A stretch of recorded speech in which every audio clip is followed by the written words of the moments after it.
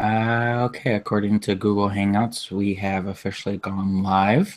I am Josh, one half of RPG Enlightenment, and I will be taking this party through the last half of the Dragon's Quest, um, which is an improv game that we had started a couple days ago, and we are hopefully going to finish it tonight or today. So we'll do a quick little run through of our players. So I'll once again start with my left and work my way to my right, which is ironic because it's the exact same layout as last game. So go ahead, Chris. Okay, so I am Chris Johnson, and I am one half of the Dark Gaming Squad channel. I am playing Charity. She is a half-elf cleric with an entertainer background and war domains, so very interesting combination. Awesome. And Megan, hopefully I don't end up calling you Heather again on accident. Hey everyone, I'm Megan, and I am one half of the YouTube channel Dice on Ice, and I am playing the character Gurk, and I'm excited to see how I die, so that'll be fun. And Jared. Hello, I am Jared Rogers. I am playing Andre Mountainbeard, the paladin with an Outlander background. And glory to the sun, he says. And last but not least, Jay. Hi, I'm Jay. Today I am playing Iagen, the neutral evil sorcerer Tabaxi. I will still probably call you by your last name because I have a feeling I'm going to really screw up your name there. But essentially, we'll do a quick little recap and then we can get right back into it. So last time on the Dragon's Quest, our party was walking through the forest, heading back home, when they saw the sky split open, and essentially a Chinese long dragon fell from the sky. And the dragon gave them a mission to do by placing a star mark on all of their hands. And pretty much sent them off on their way without really giving them any time to say no. Essentially almost burning a few of them in the process. So they had walked through, encountered what they had thought was a ferocious squirrel, and killed it pretty quickly there, only to arrive at this 150-foot temple, and they are currently at the foot of this temple, and that's pretty much where we left off. So pretty much as we fade back into the story here, you see our four adventurers at the base of this temple. Midday by now, the sun's at its hottest peak. As you guys look on this, like I said last time, there are engravings and markings all through the temple, the outskirts of the temple. There's these long set of steps that lead to two doors, one on the left and one on the right. And above these doors, you see symbols. One is for the word found, and one is for the word lost.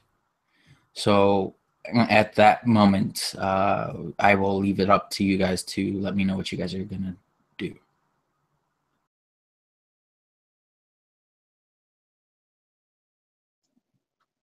So Iagen is looking at these doors, the symbols, and you can see his ears twitching a little bit as he says, "Find what has been found. which has been lost. Just kind of muttering to himself almost as he's staring at this door, trying to see what the riddle here is.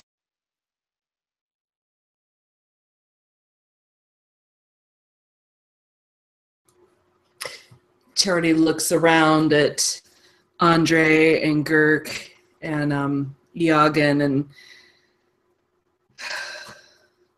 shakes her head and says, "No sense putting off the inevitable. Which door shall we pick?"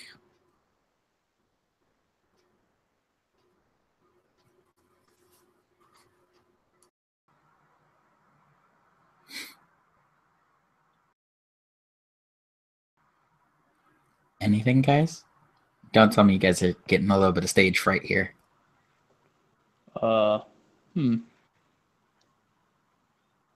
Why not flip a coin and find out? And Andre would pull a gold coin from his pouch. You think that a coin is going to tell you? It's obviously the left one. You guys are all fools. Fine, you open it.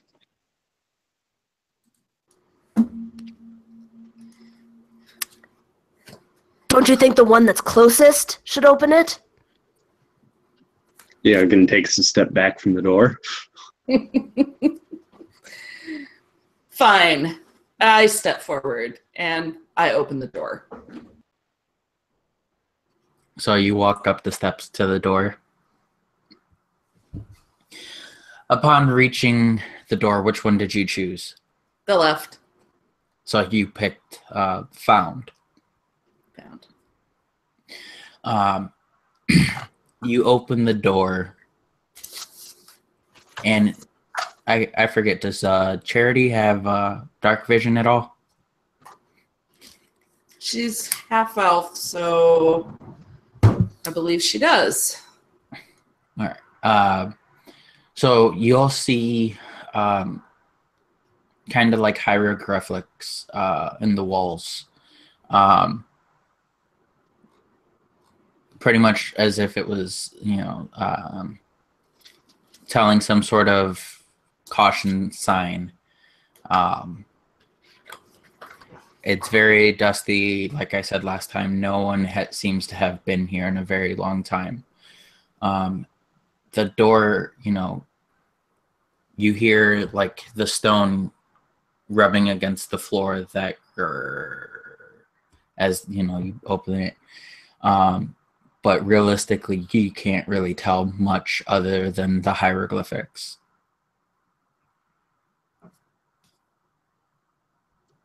Yagan would like to investigate said hieroglyphics, if he may.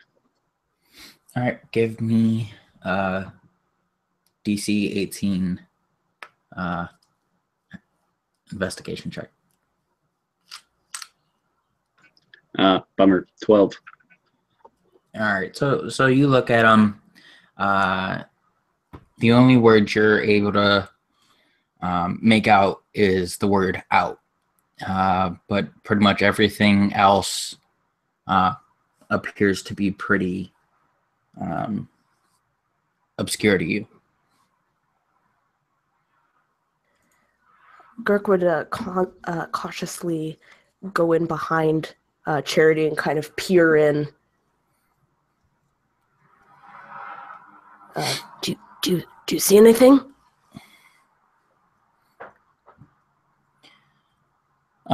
Essentially, all you're able to see is a long hallway that goes on for a little while, that breaks up into what can only appear to be a little bit bigger of a room, but other than that, you're not able to see anything. However, Charity, you're gonna remember, based on how high of a religion check you got, that these hieroglyphics, man, I can't talk this afternoon, are a very old language, almost a dead language. You actually will be able to make out the words from your training as a cleric. It says, "For those who seek what is found, keep out."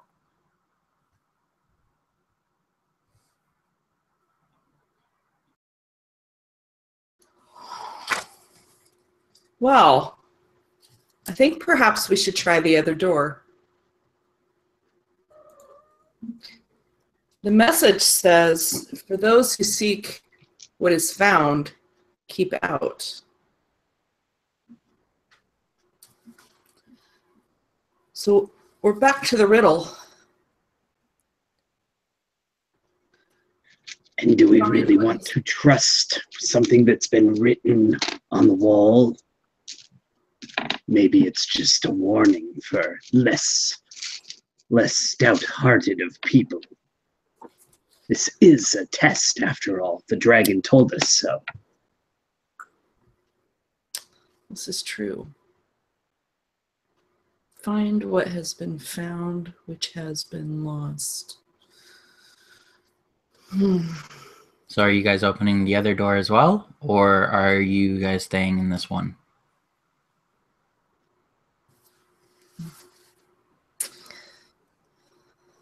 Kirk would hold. Andre would step up. Go ahead. Oh, sorry. Andre would step to the next door and open it at that. Okay. In this other one, it's almost like a storage room.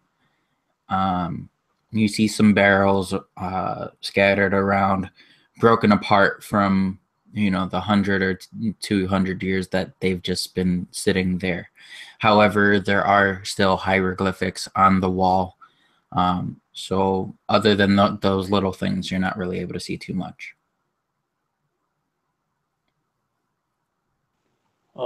This room looks to be a storage room, but there are hieroglyphics on the wall. Do you guys want to check this one out first, then head down the hallway? I will come and look, and I'll take a look and see what I think it says. So this one's an 18. You're going to be able to tell. It takes you a little while to kind of make it out. And then you double, probably have gone between the two rooms to try to mix match any of the hieroglyphics. And they look almost the same except for one word. And it says, "For those who seek what is lost, keep out." Well, both doors are telling us to keep out. So I still stand by my original statement, and Girk would march through. Absolutely 100% sure that he's right, that this is the right way. Or he will start out to march out into this hallway. Yagan will follow a few paces back, waiting to see what happens to Girk first.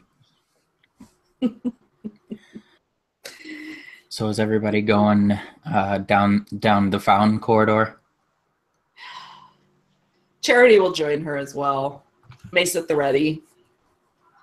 Yeah, Andre would draw his sword, and he would also be at the ready. Okay, so as you guys all enter the path of the found, the door slams behind you. To what you can see, you cannot get the door back open. You have been trapped inside. So at this point, the only way to go is forward. Upon reaching the end of this corridor, you enter an opening. And in that opening, there are stairs going in every direction possible. Some that lead to nowhere, some that go up to the ceiling, and, the only thing above it is the ceiling itself. There are stairs going down to what appears to be some sort of basic floor, but then, around that basic floor is all pitch black, so you're not completely too sure what's there. So what are you guys doing?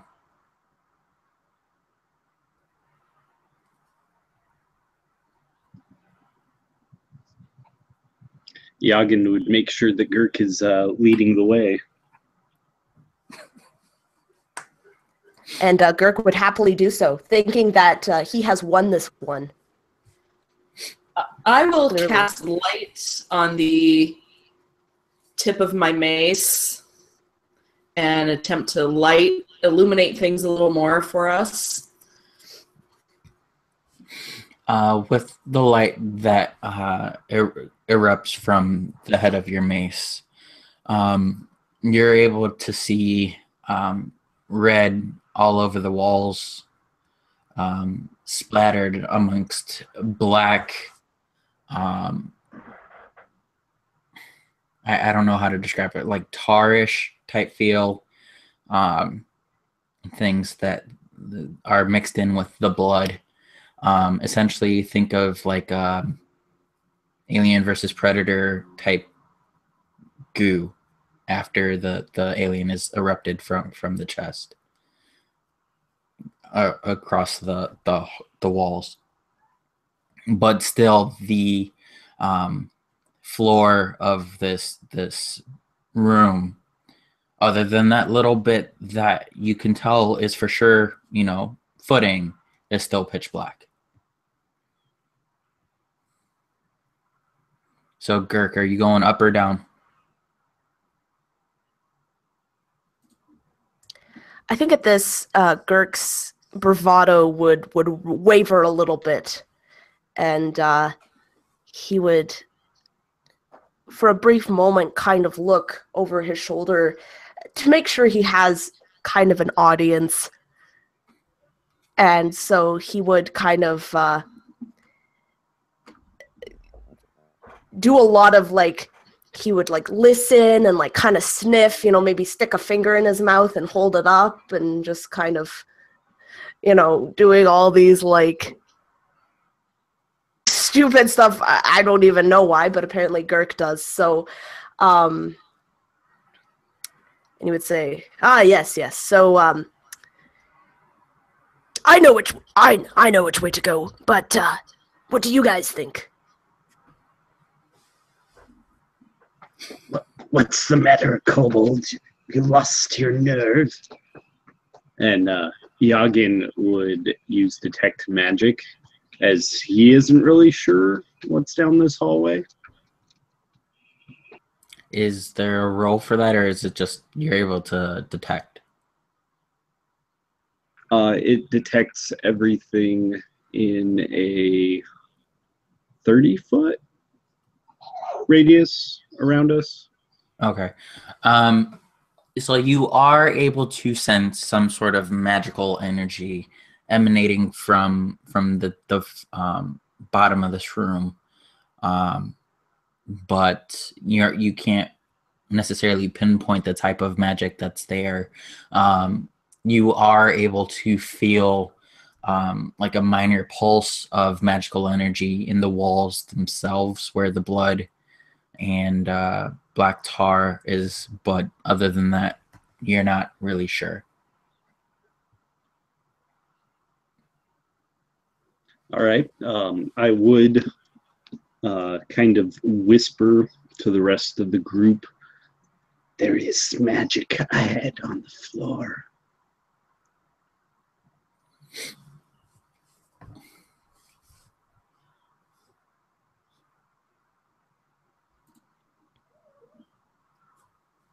So then, of course, we should go.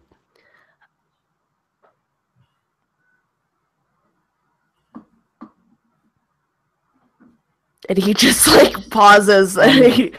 Andre would step forward a bit, and he's going to use his divine sense to detect or know the location of any celestial fiend or undead within 60 feet of him, just to see if there's anything within 60 feet that might prove dangerous.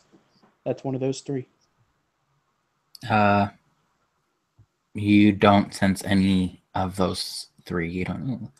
You can probably feel the magical power, but you know for a fact it's not one of those three. Well, it can't be too bad. Let's go forward. And Andre would actually take the lead at this point, going down. So upon reaching the floor, are you going into the black? I'd say he would attempt to. Okay. Upon going into the black, from what everybody else sees, he just disappears. He is no longer visible to any of you. So what does everybody else do now that Andre has essentially disappeared in front of their very eyes? Andre? That's a bit of an issue. Andre? I knew we weren't supposed to go that way. Could I still hear them? You'd hear them. However, if you try to respond, they won't hear you. Oh. Yay. So you're able to hear them say whatever they want to say, but they can't hear, or they won't be able to hear you. So I look at the kobold and the half-elf, and I go, well, are you going to fix this, or must Yagen do it?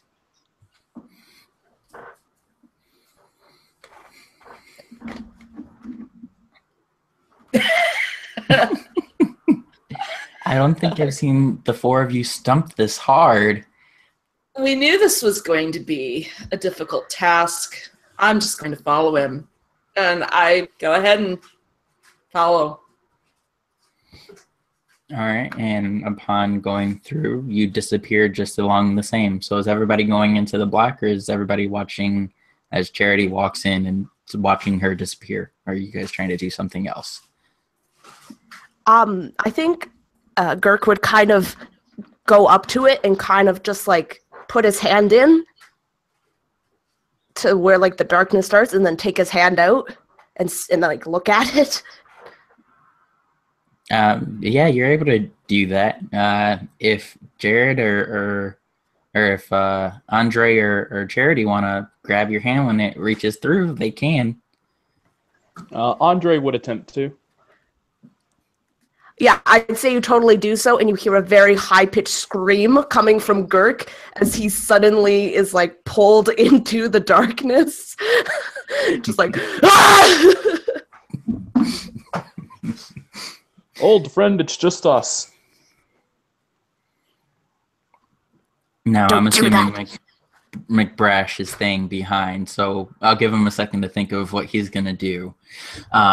But upon the scream of Girk, the three of you see these red eyes start to open.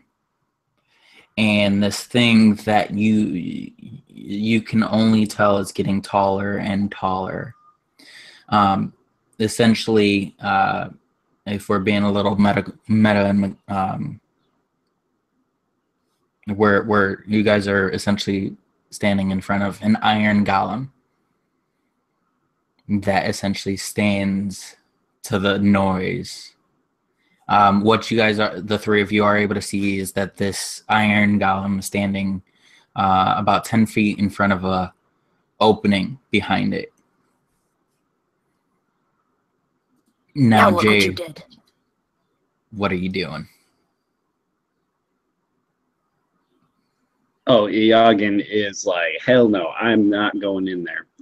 He's you know, and just kind of fingering the beads on his necklace, like, and finally he's just like, fine, and he casts Dispel Magic, which affects a single spell in the area. And if it's a third level spell or lower, it immediately ends. If it's a higher level, I need to roll for it. Roll for it. You guys are level 16. You guys aren't dealing with no level 3 magic. All right. I rolled a 27. All right. So essentially, how this looks is, is it an incantation or a concentration, or is it instantaneous? It's vocal and somatics. He's chanting in Draconic as Okay. he's gesturing. So tell me what you're saying. Oh gosh. You want to cast it? I'm going to It's- ask you to be theoretical about it. It's along the lines of Svakta Shunga and Vunga. And that's as he casts it. Okay, as you say those words, the darkness begins to lift from the floor, engulfing the blood and the black tar that's along the walls, until it essentially comes over you, and in front of you stands the Iron Giant as you see the three of your friends face to face with this beast.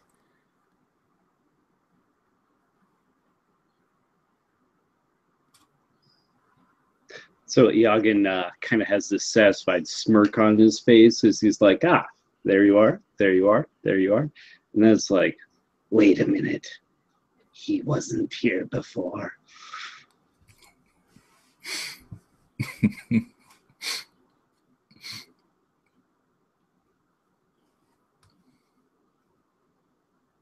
Come on, guys. Are you guys going to fight it? Because essentially the Iron Golem is just standing guarding this door. He has neither moved nor did anything. He's just simply staring. On forward, not aggressively, but just like out of curiosity, just looking at this large iron construct and just being like, "Who are you? And or what are you?" To it.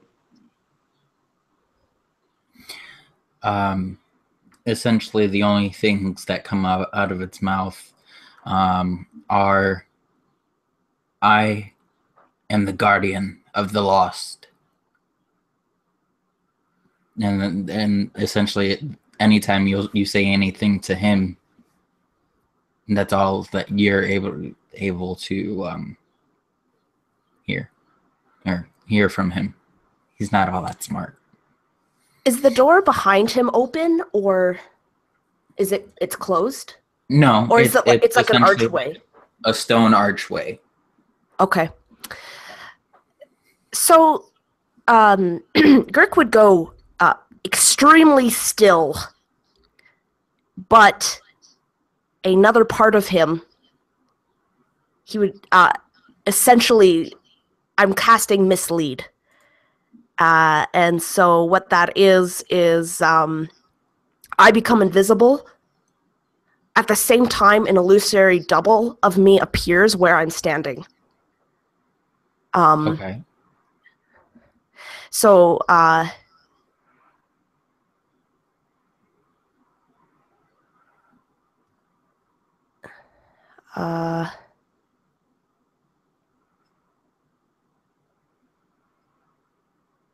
yeah, so, and I'm going to attempt...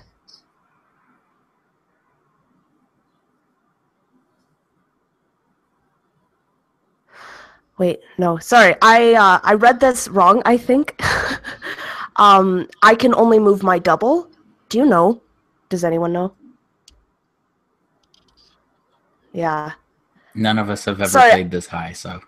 Yeah, no, I know, and I read it, and when I initially read it, I thought that it was really cool, but I can move my double up to twice the speed and make gesture or whatever I choose. You can see through its eyes. On your turns as a bonus action, you can switch from using its sets to using your own. Okay, so yeah, I would move then my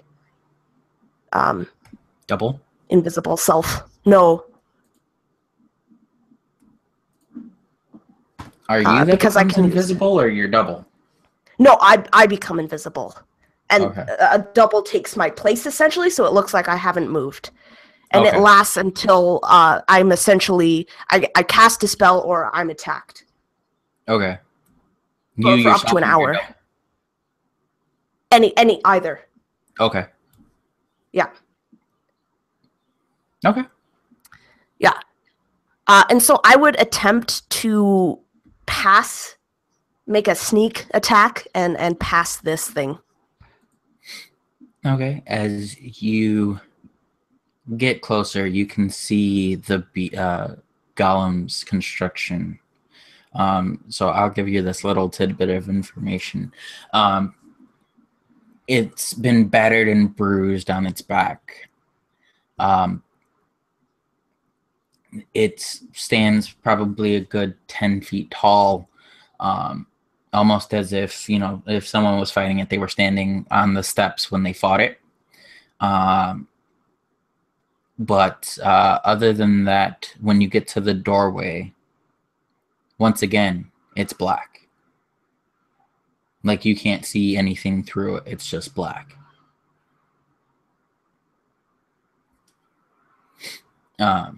You're muted. Sorry, did you want me to make a stealth check to see if my invisible self can slip around, or? No, because he's pretty dumb. I'm looking Okay. at some of his specs, and he's pretty dumb. So I'm pretty sure she would be able to do it. Yeah. So I would just be busy, kind of feeling around, this other room, seeing what I can find, while being as quiet as possible. So you're gonna try to walk through the black. Yes. Okay. So upon walking through the black, essentially you reappear back at the entryway of the found, not outside, but inside where the hieroglyphs are.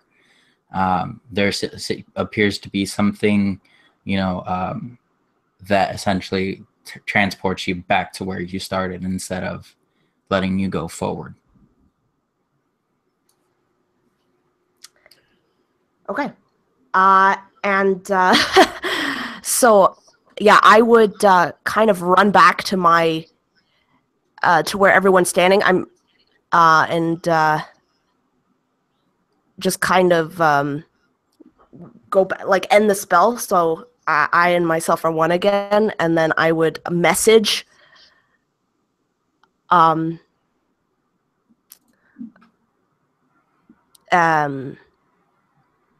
would message Charity, and I would whisper that beyond him there's darkness, and it's some sort of transport, and you can't get through it.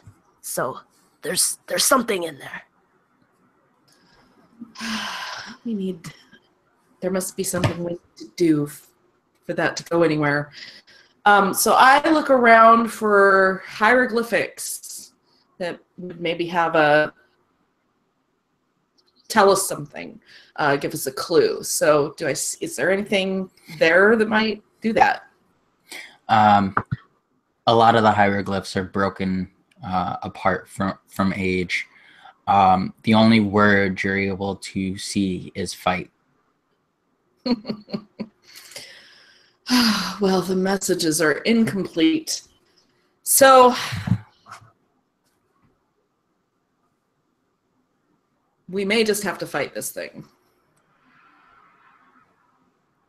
I look at Andre and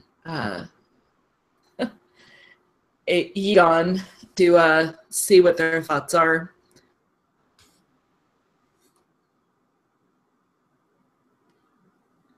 I look at Andre and say, well, you're the one with the big weapon. Pardon? Glory. Am I the only one that can't understand what he's saying? It's a little No, I got garbled. nothing.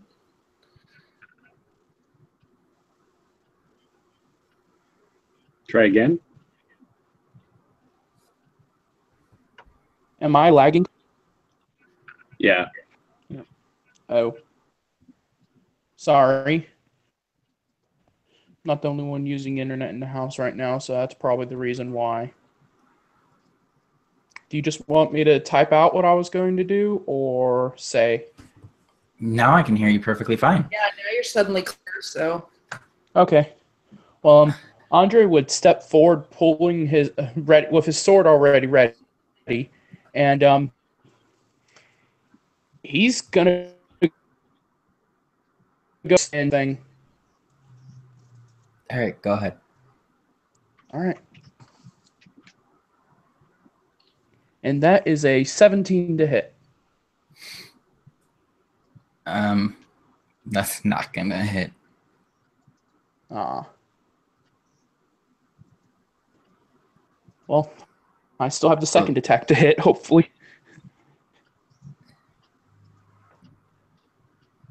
A 21. That one will barely hit. All right. That is 11 damage. Okay.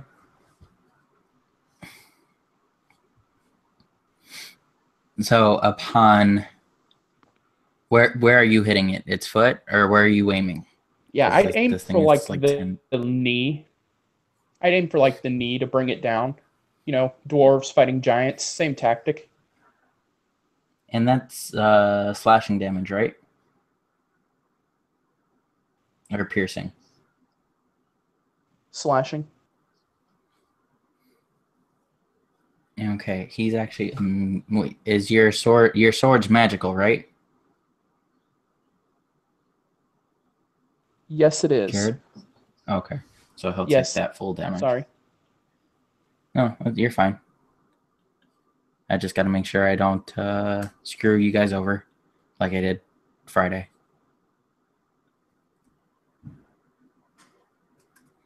All right, so all right. So upon hitting its knee, you can feel the vibrations of hitting the iron in your hands. It doesn't really seem to really feel it at all. Upon getting that, everybody roll for initiative.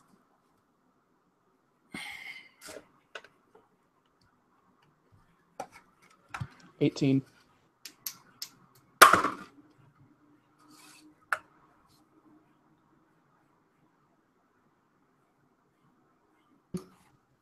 $21. 7 for me. And initiative is your dexterity modifier, right? Yeah, okay. So let me just write his initiative so that way I don't forget it.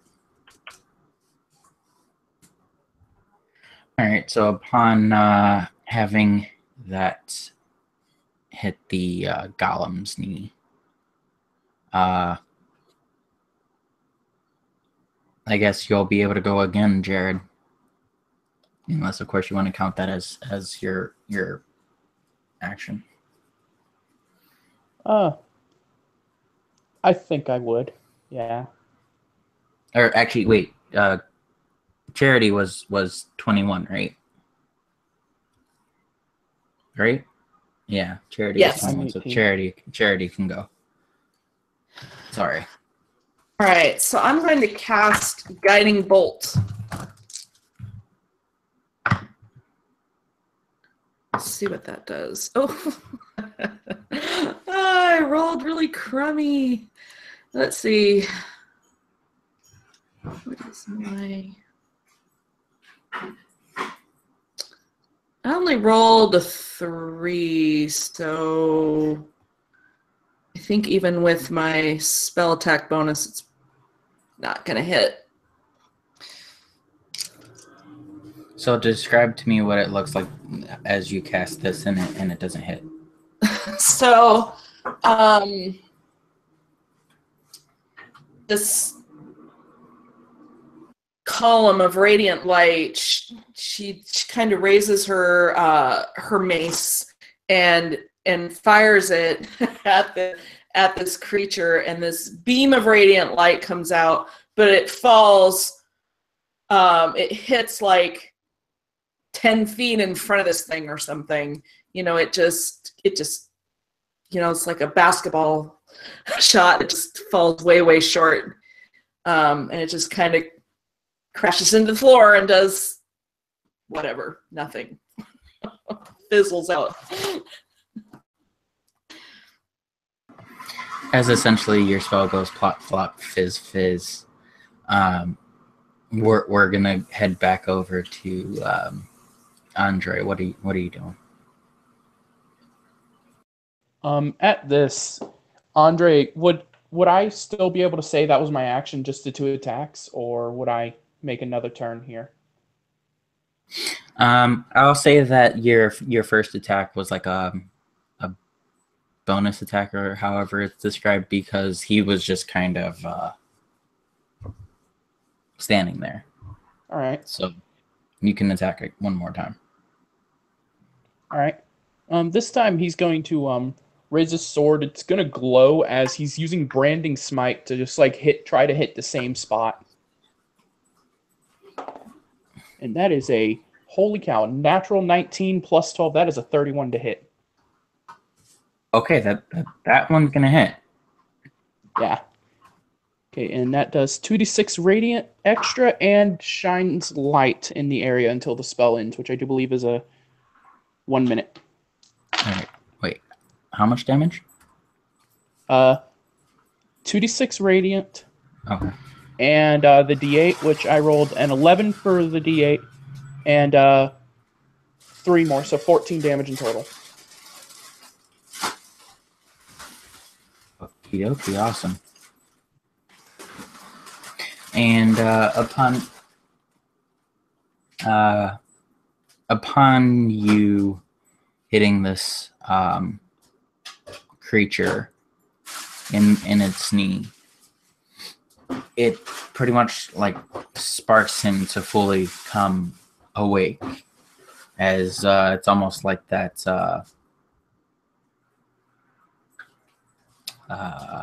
crap, where you get hit in the back of the knee and you like fall over a little bit. As he comes to, he's going to try to attack Andre here with his iron fists. Andre's probably going to say, "Oh boy, this is the big one." Yep, because he rolled a nat 20. So let me see. So with his modifier, that's 33 to hit. Jeez. Yeah. Let's see. I'm just gonna do average because it's too much to roll. You'll take 20 points of damage as his fist just comes down, and you hear the swiveling of his shoulder as it just falls on you, causing 20 damage of bludgeoning damage. Andre would kind of just groan after that and says, "Oh, this is gonna hurt." And then he is going to use poison breath on all of you. So everybody here will need to give me a DC 16 Constitution saving throw. Does this count as magic? It's poison, so I don't think it's magic. Oh, because if it was a magical effect, everyone within 10 foot of me has advantage against spells and other magical effects. I was never really sure. And do any of you guys know that if like breath weapons are magic? I always counted them for magic for like the Dragonborn, but that was my own personal preference. From what I heard, you're a pretty strict DM. I think in the old versions of, I don't know, actually. Never mind.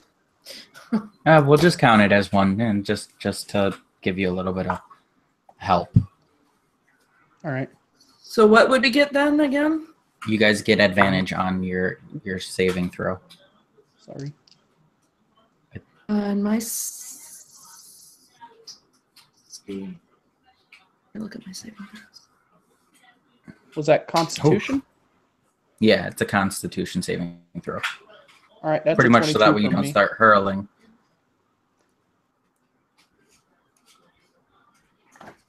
So, and how much was the advantage that he just gave us? It's advantage, so you roll twice and take the better. Oh, okay. Let me roll again. Okay, good. All right, so it's at 18. Okay. That's weird. 2 18s and 2 22s. Oh, wait. He did roll a nat 20. So, Jared, you are going to actually take 40 instead of 20. Because it's double damage. So, sorry. And then, essentially, this obnoxious fume begins to foam out of its mouth, filling essentially a 15-foot cone. So all of you are within that cone because you guys aren't all that far. But only now I'm forgetting your names. McBrash and Charity can't take it. You know, that obnoxious, nauseating smell. You guys are going to take 45 poison damage, and those who passed are going to take half.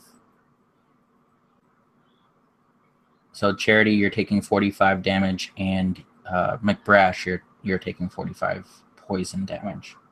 And then Jared and Megan, you're taking half, so that would be 22. Do we round up or down? 20. We'll round down, so 22. Round up. I could be a butt and say you have to round up, but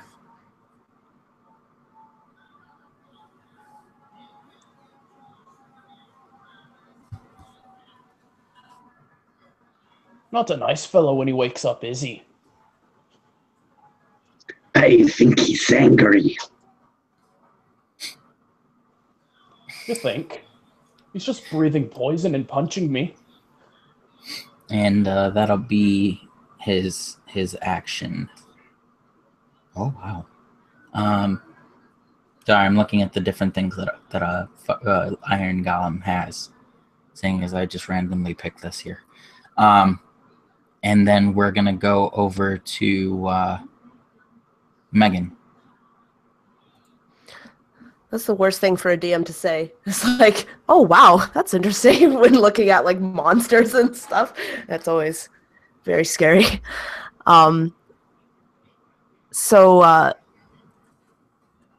Girk is just going to like kind of, roll his eyes and just say, "Oh, you guys don't know what you're doing."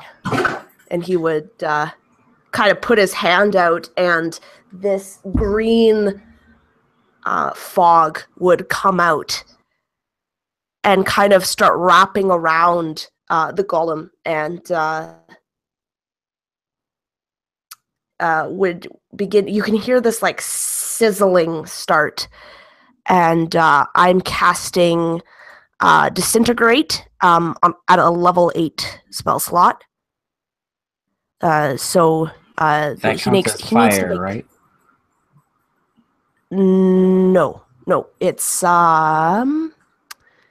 force damage. Okay. Yeah. And he needs to make a dex save. Okay. And then he actually has magic resistance, so I'd roll twice and take the better. All right. Anything is better than that first one. All right. So does it fully disintegrate, or is it just damage? It's force damage. So what happened? Yeah, it's force damage. So go ahead and describe to me what it looks like as this thing hits it. Does he fail it? Yeah, he failed.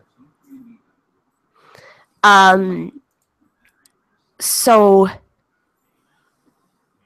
he is going to take 17 plus 35 force damage. Okay. So would someone like to do the math on that? Yeah. I can. It's 52 points of damage. And if he's wearing any clothes, which I don't think he is, but they kind of disintegrate into a fine gray dust. I can imagine like a little bit of him like kind of disintegrates a little bit, so he gets like a little thinner. And that Yeah, because kind I of was going to say falls it's down. natural armor, so I doubt it. Yeah. So yeah, he just kind of like shrinks just a little bit. I'll even do you one better. It's like part of like his chest, cracks, and like a couple rock or pieces of iron just kind of like fall off, seeing as it's his natural body. Yeah. And then Gurk is going to look very, very proudly at everyone else. And then we're off to Jay. So, just a little bit of setup in this room. Yagin's going to kind of be, a step or two away from the creature. Does he have a clear line of sight, clear shot around Andre?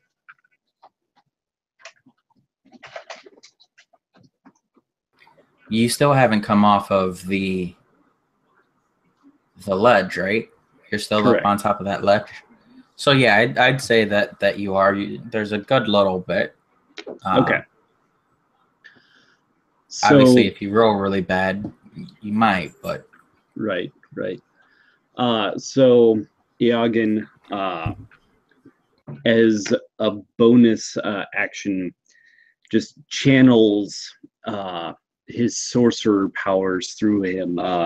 His eyes glow that bright feline green color, and you can tell the power is building up inside him.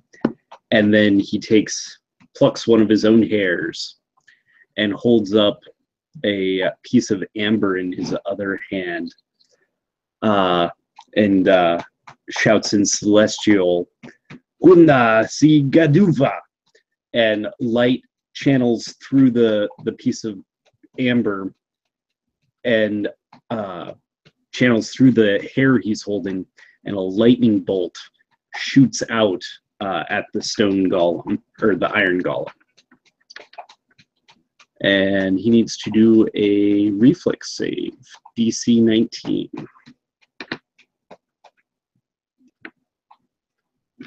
And once again, he's resistant to magic, so let's see how that... Oh. Yeah, no, that's going to hit. Okay. I only have 5 D8s, so I'm going to have to re-roll twice. And the channeling energy was actually the empowered metamagic spell, so I get to re-roll 4 of them.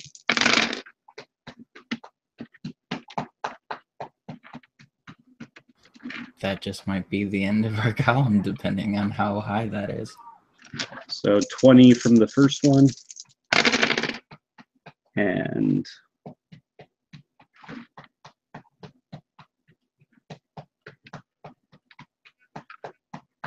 so grand total of 43 damage. Okay, not as bad as I thought. 43? Yep.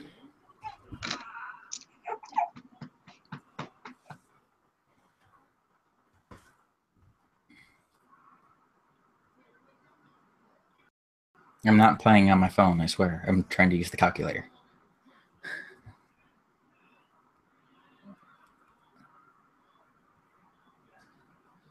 Oh, shit. That didn't work.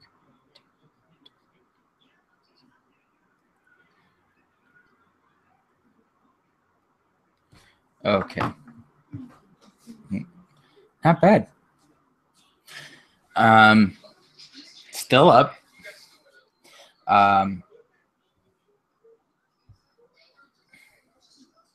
Hold on.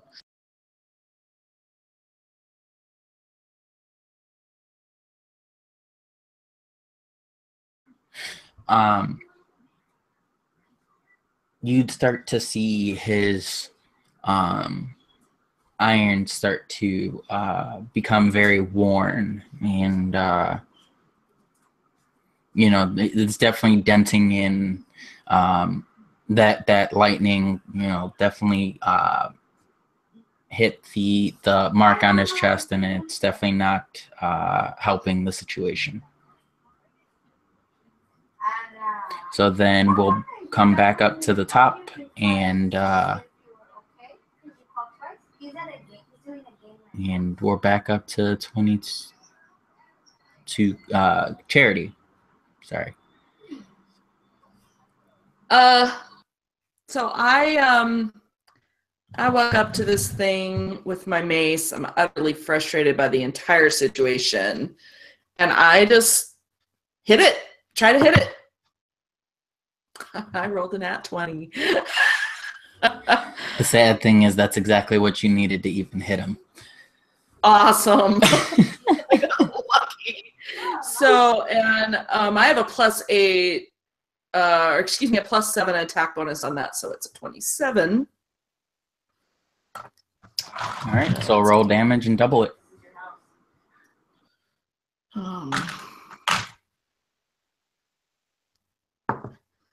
So 6. I rolled a weapon 2, so, and then it's got a +2.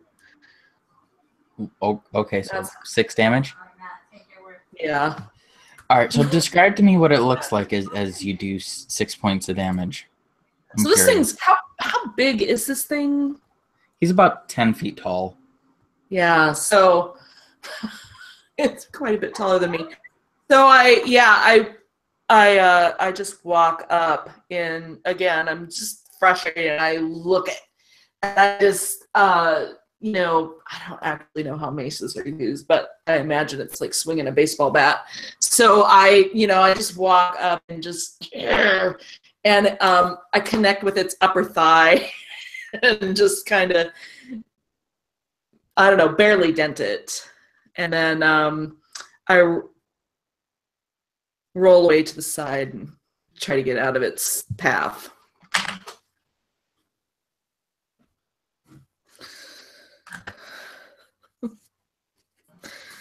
And awesome. Jared.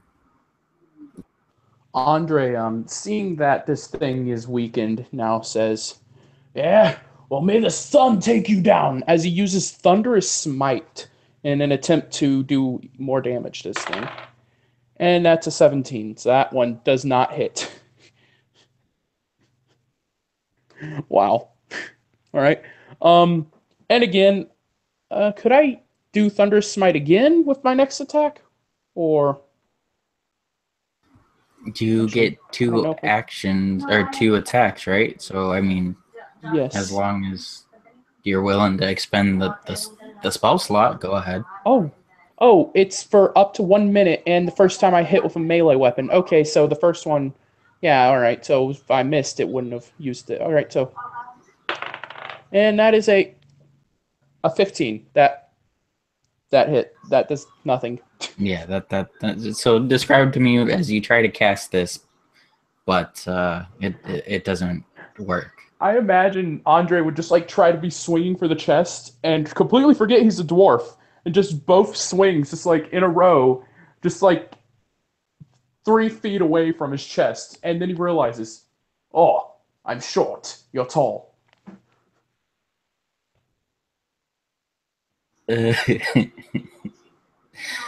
Awesome. And as you're swinging your sword, trying to hit it in its chest, it just simply looks down at you, and it's going to use its sword to try to hit you. So let's see if it hits. I'm pretty sure it does, but 20, 30, 31 to hit. That definitely hits. I only have an AC of 18.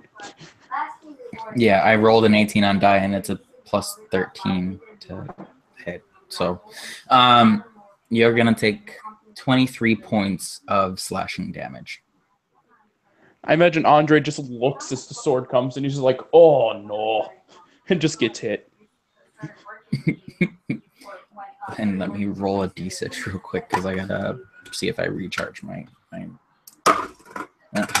Okay, and then upon hitting you, I'd probably say you get knocked over a couple feet, and he's going to, seeing as you're the only one that's standing. Wait, you got knocked out. So how this is gonna work thematically is as he swings and hits you, you were able to kind of theoretically, theoretically block it with your sword, still taking the damage, but it like moves you to the side, and then it's going to come down with its fist on Charity. So let's see if it hits here, because you're up on the beast, right, Charity? Yes. All right, so that's gonna be a 29 to hit. Ouch. So you're going to take 20 points of bludgeoning damage as his fist just slams on top of you. Ouch. Okay.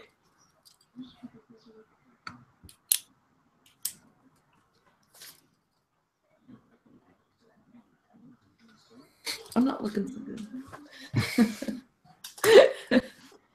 Some of the best player moments are the ones where you die. I'm not quite there yet. But. If it's any consolation, though, you guys are dealing some pretty major damage to him, too. So it's not, don't feel too bad. But then we shall move on to Girk. What are you doing? So Girk would look to Andre and just kind of say, like, "Don't worry, I'll help you out."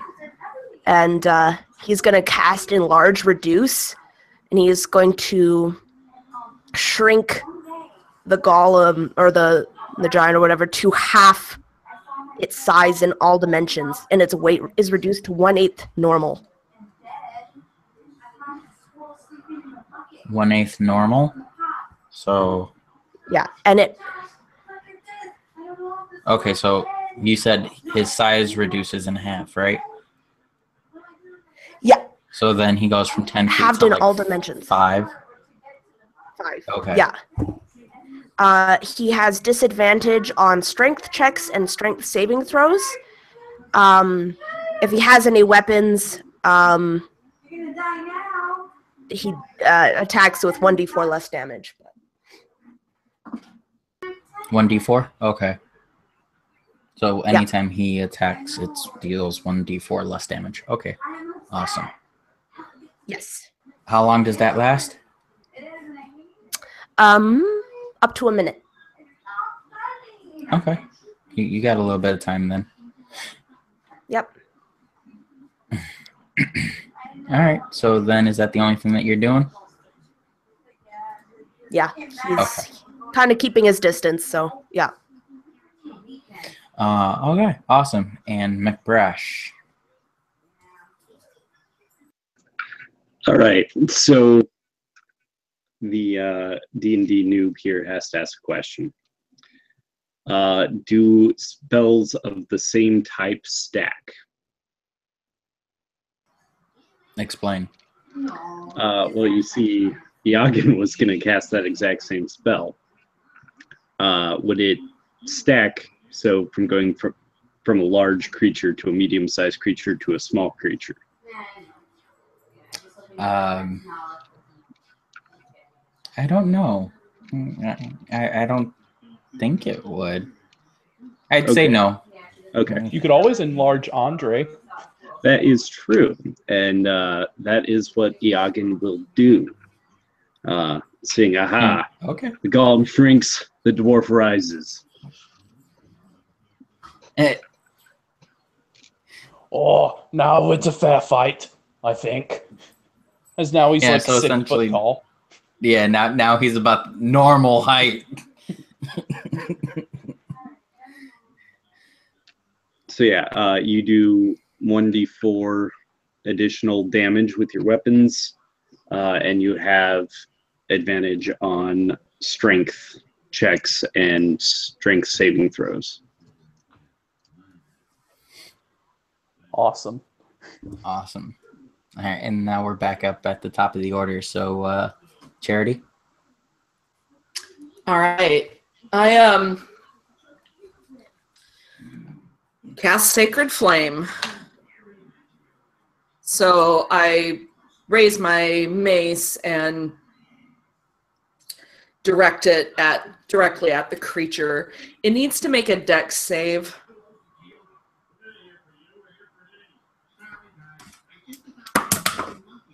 What's the DC?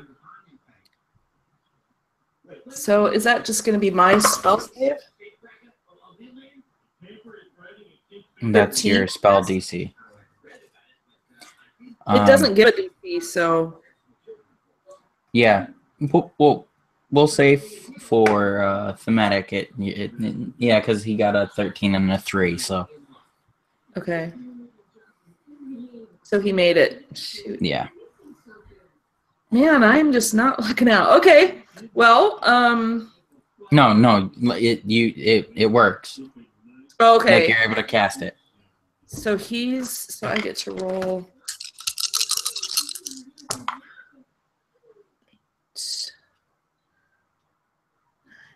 So 12 damage.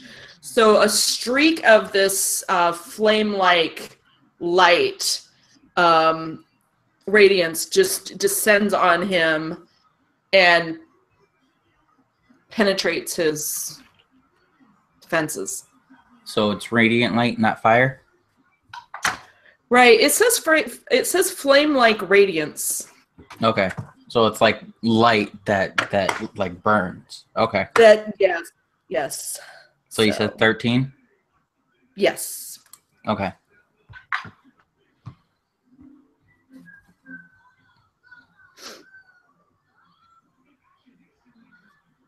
Oh, wait. Yeah, whatever. Well, no, because I just looked through some of the stuff, and iron golems have immunity to any spell or effect that would alter its form. So shrinking would not have necessarily happened. But thematically, I'll leave it be.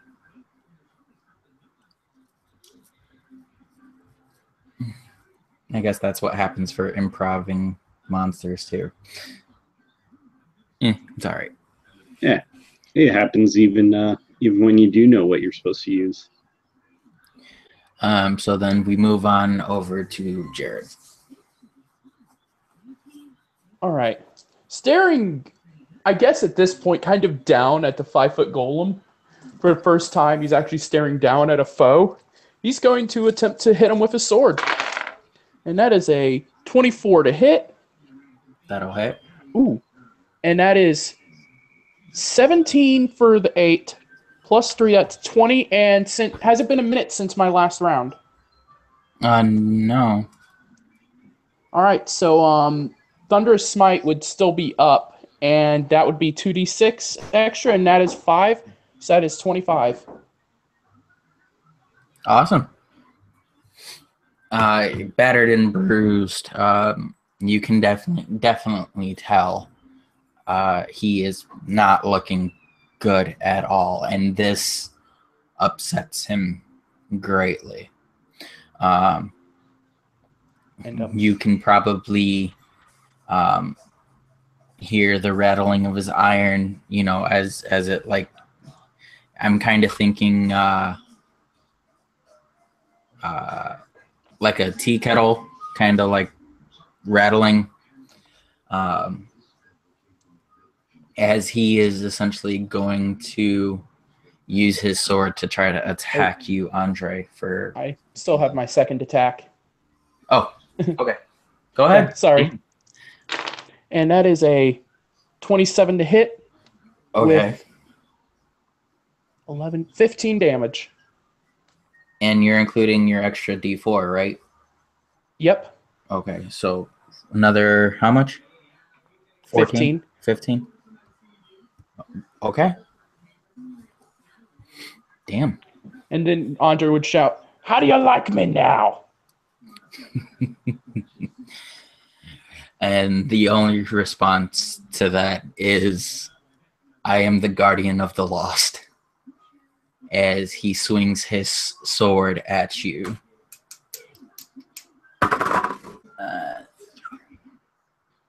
Does a 17 hit? Nope. All right, so he's gonna miss his first one, but he gets 2, so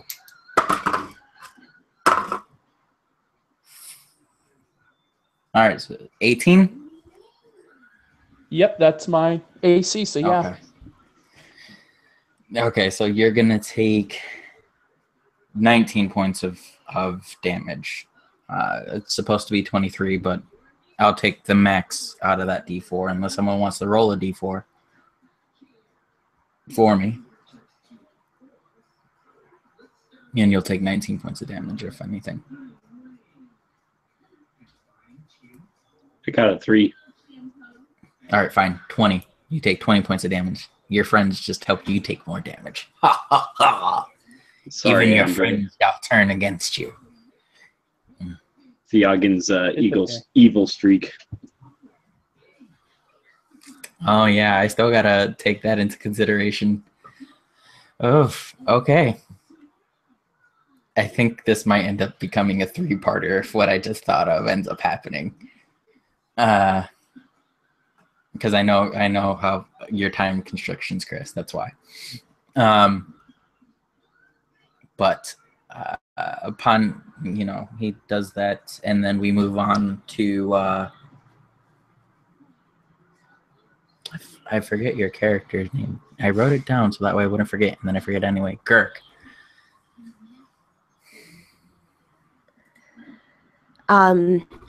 So, Girk would put out his hand and cast Magic Missile as a 5th level in the 5th level spell slot. Okay. And so that is 1 second. So that is 27 force damage. All right. Damn.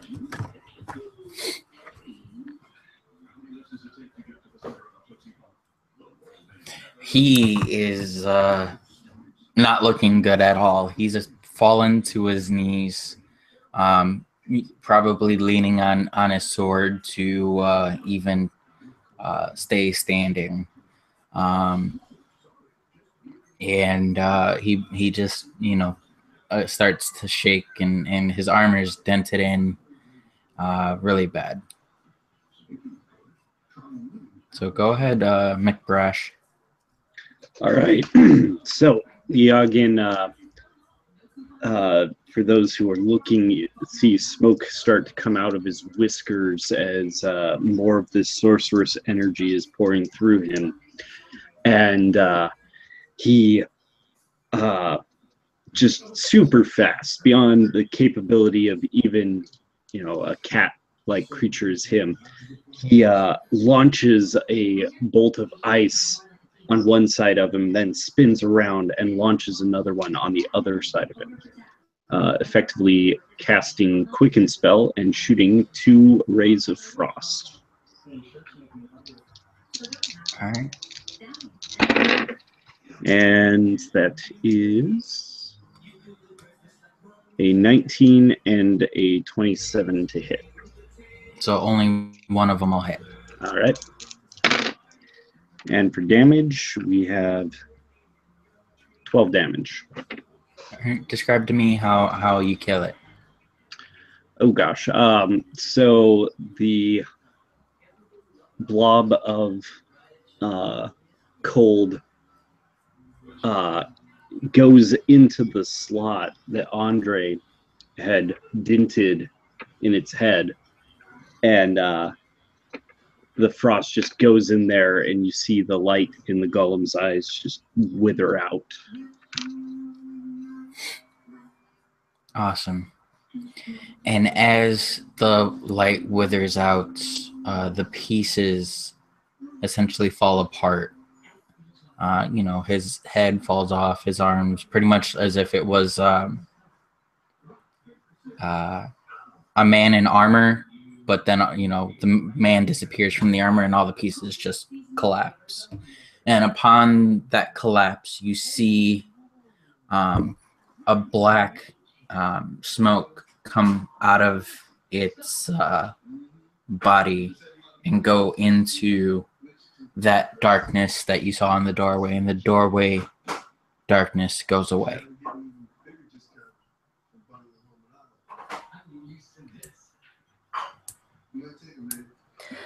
I'm so glad you could finish up what I had started, Tabaxi. Yes, this isn't the first time the Tabaxi have had to end what the kobold started.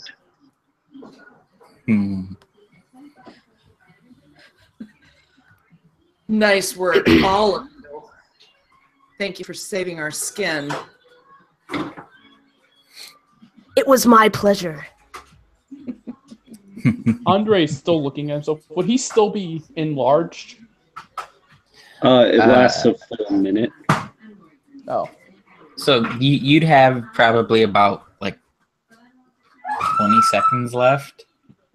I think Andre would just go strutting around, just in his tall form, just really happy at being large, not realizing that he's probably shrinking while he's doing this. And he's like, "Yeah, take that, Golem." And probably at the end of it, just realize. Sorry. Go ahead. I'd go ahead and finish. Oh no, you go ahead. All I was gonna say was I look around, trying to assess everybody's state of health.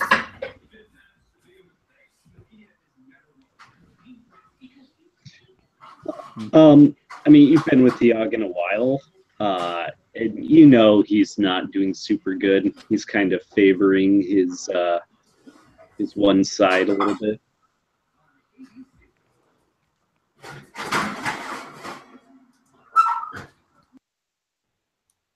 Anyone else? Andre would look pretty bad, being hit by the sword and the golem's fist and the poison, all of that. He just looks like, I could be way better, but he's still probably able to fight more. So Yeah, Girk looks awesome. Oh, Kirk is lucky. So I will cast Mass Healing Word Mass Cure Wounds on us, the three of us that are hurting, for 8, 10, 15 points each. Wish it was more.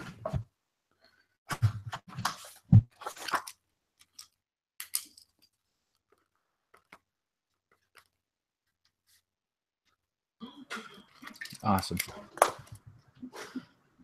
So, Yogg was kind of having a little bit of a coughing fit, kind of like the hairball.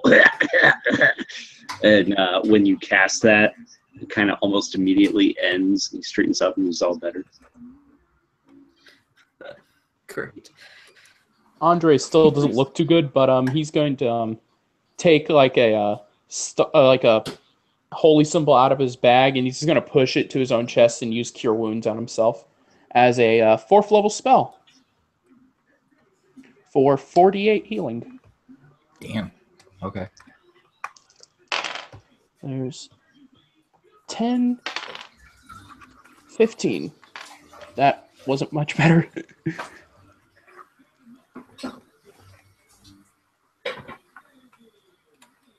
All right, awesome. So are you guys going through the doorway now, or are you guys going to try to take a short rest, or what?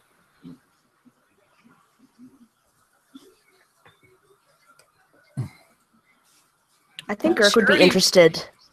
Sorry. Better off with a rest. This is the only rest opportunity that I'm giving you guys, so if you guys want to take a rest now would probably be the time.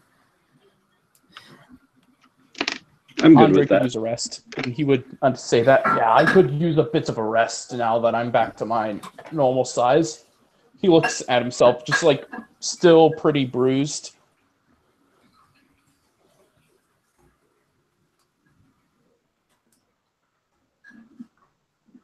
Awesome. So you guys can go ahead and do a short rest real quick and regain whatever you guys end up getting back for that.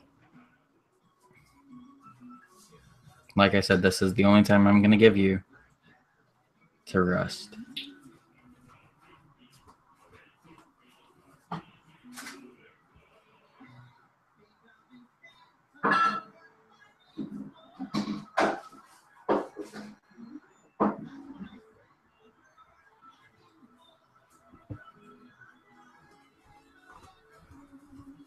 So what do you guys think of? Quick break. Okay, that's fine. We can take a quick 5-minute now that we're out of combat if you guys wanted to do that. Cool. Thank you. All right, so I'll be back in a couple minutes.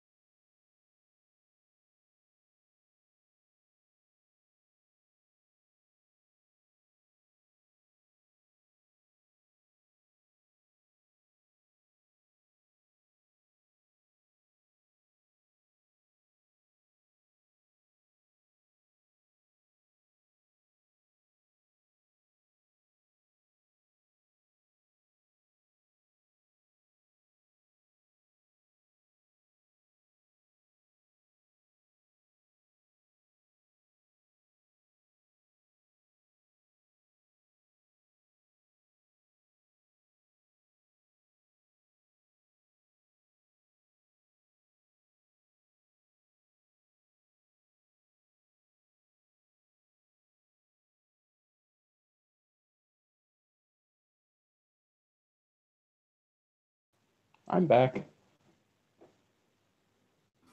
What's up? Okay. Oh, 5-minute break.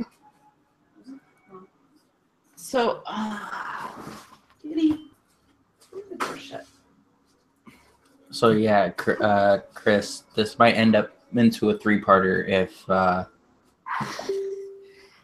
Yeah, it's not looking very promising to be done anytime soon. Yeah. And I have a question. I took the healer feat, but I forgot to take a healer kit. It just describe it thematically, and I'm not gonna fight you. Okay. It's like one shot. Like I really doubt that this will turn into a campaign unless you guys want it to. Right. Okay. It could So, be fun yeah, to I mean, campaign. I mean, I have no What? problem running it as a campaign, but you know, I don't want to say, oh well, this is gonna be an improv, one shot, and then tie you all into a campaign either. If it becomes that, it becomes that. But if it doesn't, it doesn't. I'm not First, we gonna. have to survive. right. That is also I'm true. so good right now. So how I had bad to did I use get you all of to? my Well, I'm still only at 51 of 101 HP. And that was after all the damage and stuff? Yeah. I was down to 36 at my lowest. I had to use all my hit die to get back up to full health. But since it was our only rest, you said, so I'm not afraid of that. Right. Yeah. Oh, so how does I've never really understood how that works. So we just roll however many hit dice we'd have at that level. Yeah, like so since you we're level can 16, expend we'd them. have 16. Yeah, Okay. so it's like you can, like, depending on your class, you can have 16 D8 or whatever, and you can expend as many of those as you need to get back up to full health or wherever you feel comfortable being. Okay. Which I might as well do because I was thinking about using the feet, but I didn't do the kit, and I mean I probably would have had the kit, but I just wasn't thinking. But yeah, I'm not, like I said, this is supposed to be like a one shot. So okay. So described it thematically, maybe pulling up some leaves or something off the floor and right. fight you. Using golem bits. Let's see. Shove a rock in there. It's fine. Golem bits? Is my hit die? It's Yeah. 8. Just Gollum innards to tie your wounds. Oh, right. Gollum, not Gollum, as in Smeagol. Yeah. I was like, what the heck? I've missed this cultural reference. So now that everybody's back, due to just time constrictions that I know Chris has because she has another game today, should we have to end it at some point? Is everybody cool with doing one more session? Yep. I'm always up for it. Yeah. All right. I like I said, this was supposed to be a one shot, and just due to time constraints, we had some stuff going all over the place. So I don't want you all to feel pressured. All right, awesome. So are y'all ready to get back into it? Almost. I need another moment here to finish healing. Looks like it's going to take just about all of my die.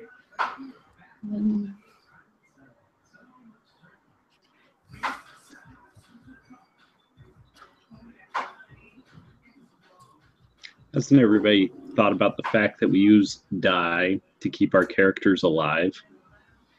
And It's weird. the die is the reason why we die in game. 6, 12. It's pretty funny. 12, 14. I should not have wasted both of my 4th level slots. You don't get any of those back on a short rest? Nope, it has to be a long rest for those. For all my slots. So I have 3 3rd level. I thought you get 1 spell slot back for a short rest. It on the paladin thing I have here, it says you only get them back on a long rest. I know Oh, on wow. warlocks you get some of your stuff back on short rest, but I guess I'm I not a should look warlock, at my. sadly. I'm not used to playing a cleric. Yeah, paladin warlock multiclass is Oh, that would be cool. on.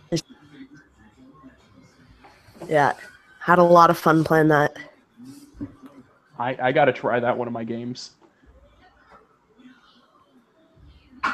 Well, maybe I can Yeah. kill you so that way you can make that as your next character if we can decide to make this into a campaign.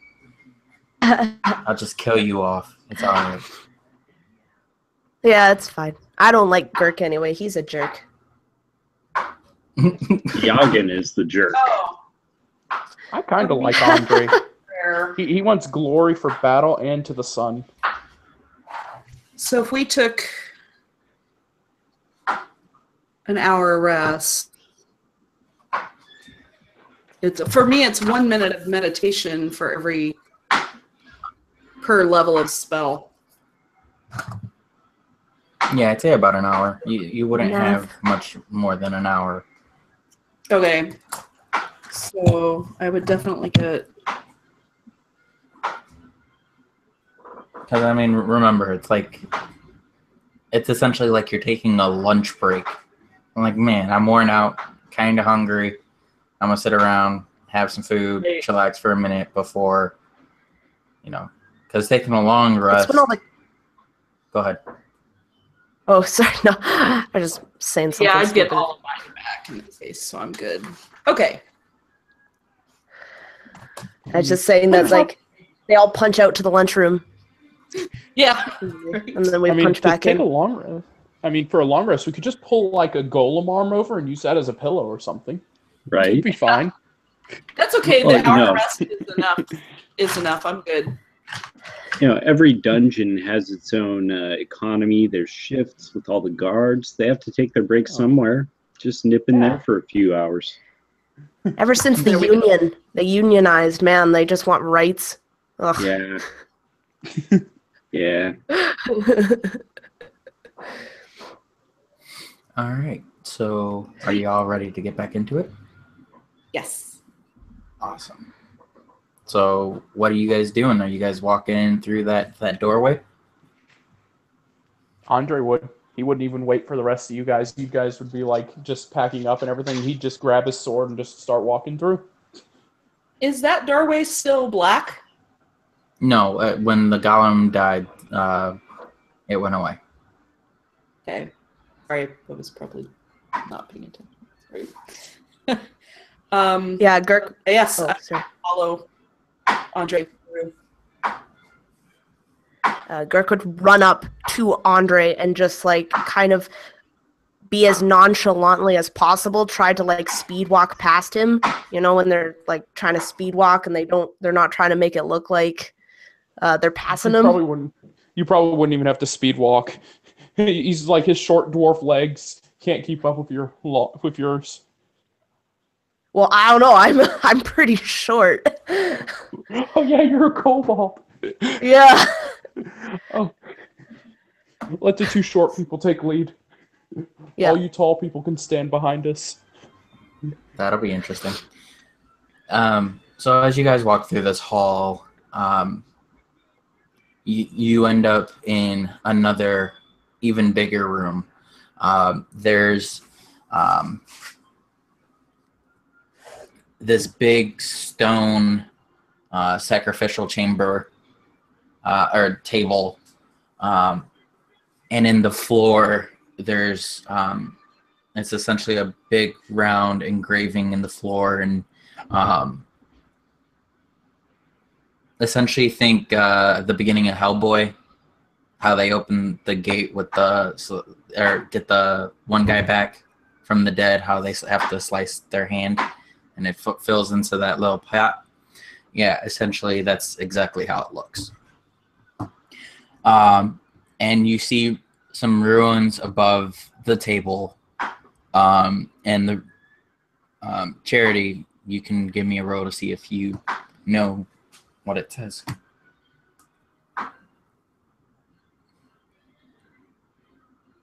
You're muted, hon. That's okay. I'm still looking up the bonus for the. So I rolled a 15, so it's 23. Yeah, y'all. Yeah, I was gonna say 15 was about what I had it at anyway. So. Oh, okay. You'd be able to read only that of dragon might be able to open the seal. And essentially it's that's what it says. So as I read it out loud for everyone to hear. And I turn to the group as usual. And I look at Girk in particular, wondering if perhaps Girk might have an edge. And Girk would be like, yes, of course, that is talking about me. And I think he would step in front of Jagen. Because he knows what kind of sorcerer Jagen is. And he would just kind of like step in front and just like, yes, of course, just talking about me. Mm-hmm. And he would like go up. Okay. And Iagen would actually just kind of have this masochistic kind of look on his face as he's like, yes, let you shed your blood for me here.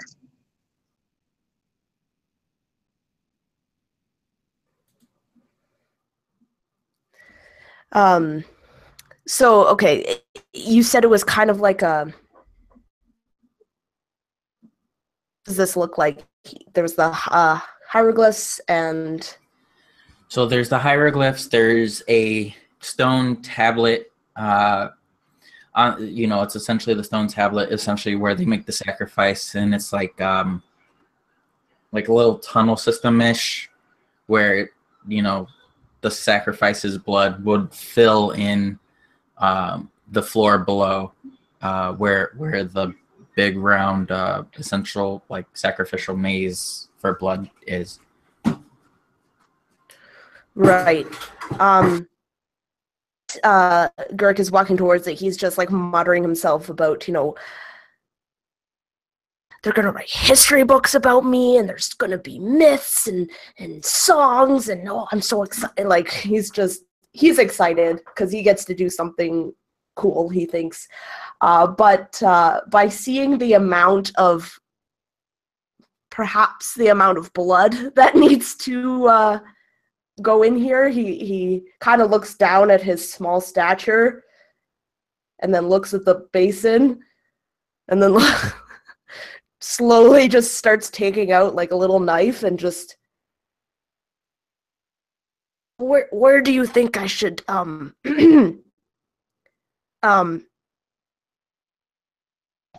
Iagen like kind of sweeps up behind him and grabs his hand with one hand. With the other hand, the claws come out, and he just... And then Girk is just like, expletive, like, you expletive cat! Ah! But the blood begins to flow. Iagen just kind of rolls his eyes like, I'm a cat. Deal with it. So, Girk, you'll actually take 1d4 damage. You can go ahead and roll, so that way you can't blame me for if you roll high or not. And as the blood flows into this, you'll notice that only half of this maze is filled. But it's like you can tell that your blood isn't overwhelmingly enough to fill the whole thing, but it's not completing the maze. And the three of you who are not McBrash understand that McBrash has a draconic background, draconic history. So the three of you can go ahead and blame him. I just stare him down.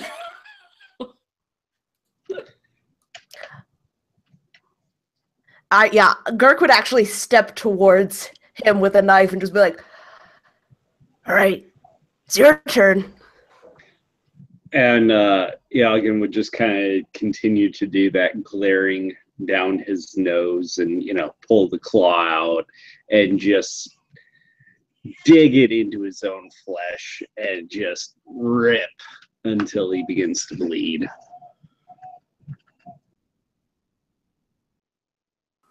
And as you begin to bleed into, this basin, a picture begins to form of a dragon's head. For only those of dragon blood, can do this. And it starts to fill in more hieroglyphics inside the head. And it simply says, "From dragon's blood, dragons come." As the walls around you begin to open up, and around you is a room filled with gold. And you can hear the low breathing of two sleeping dragons. Now, you don't know where they are in this room. You don't know what's going on. All you know is that you are essentially now in a dragon's lair.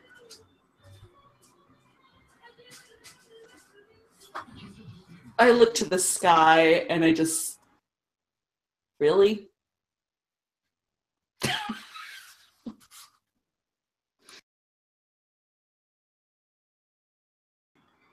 So you guys can essentially picture all these walls falling over, and you being in the Hobbit movie, Smog's Under the Mountain type room. So this thing is massive. So realistically, there is a possibility of you guys avoiding anything with however many dragons I have in here. Or there's a possibility that you can incur the wrath of all of them. But, that's all on you. So Yagan, as he's looking around and is taking all of this in, he actually, you see on his back, dragon wings actually begin to grow out to their full size. He looks at the rest of you and says, "I think it would be best not to walk on the gold piles."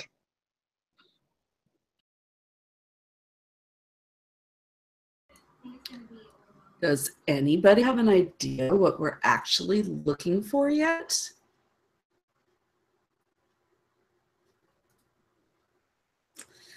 Me either. I don't know, but the gold is, it's and he would audibly swallow, unable to take his eyes off of it. But he would say, but yes, the cat thing is right. We don't want to wake whatever slumbers in here. And he would cast polymorph on himself. And he would turn into a little bat. Okay. Interesting.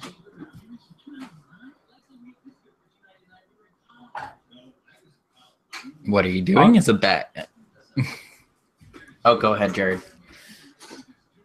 Well, I was going to say, Andre just looks down at his armor, looks at the large room, and thinks to himself, this is going to make a lot of noise whenever I go to move.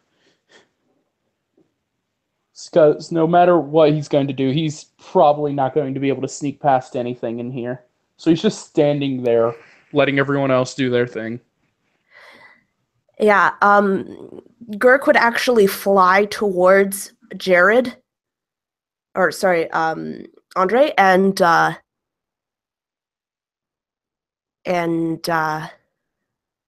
no, never mind. No, he wouldn't. Just kidding. He would fly towards him and just give him a little boop and fly away. Maybe wanting to do something, but then deciding not to. But yeah, Girk would actually just begin to fly around just to do like a survey. If anything particularly catches his eye, anything out of the ordinary within the piles.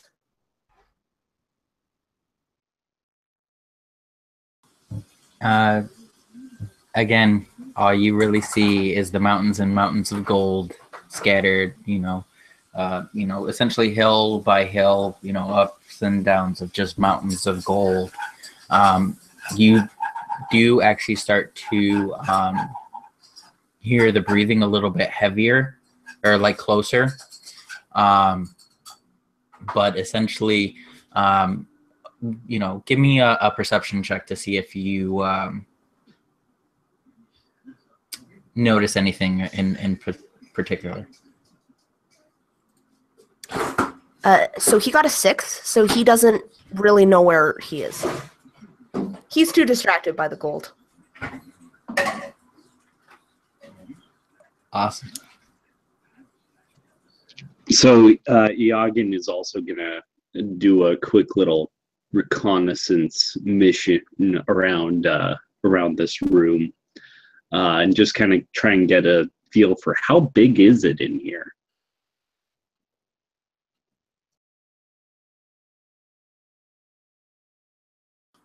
Are you trying to roll for that, or are you just trying to, visually take it in? Both. Okay. I mean, as far as you can, there's gold as far as you can see. Essentially, what you can tell is either the temple itself was bigger on the inside as it was the outside, or you're in some part of like an underground area, because it's just that vast of a room. However, there's a few different little things that do stand out to you, especially with the perception check that you're going to notice a couple things that look like they haven't, or that they don't belong. Just like the temple, everything seems to have been stagnant for a very long time. The chairs that were here have begun to get cobwebs and everything, but there's a few things that seem to have been either very well kept or, for whatever reason, not collect any sort of dust or, shy anything away.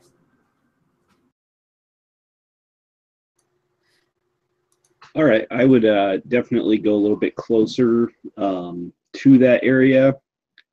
If at all possible, I would be flying as quietly as possible. Give me a stealth.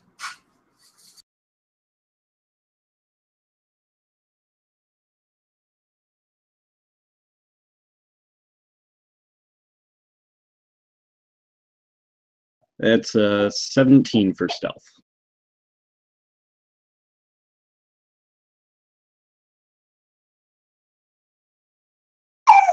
You're muted. Yeah. Notice that after. You'll be able to fly to it pretty quietly. You'll probably bump into a couple, of the columns here and there, probably just from the shininess of the gold, catching your eye, but nothing where it's extremely audible.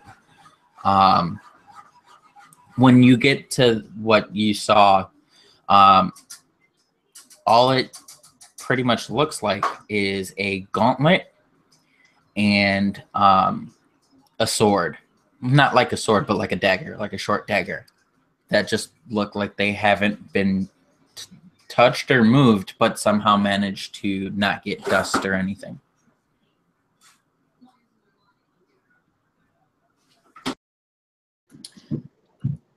So, Iagin,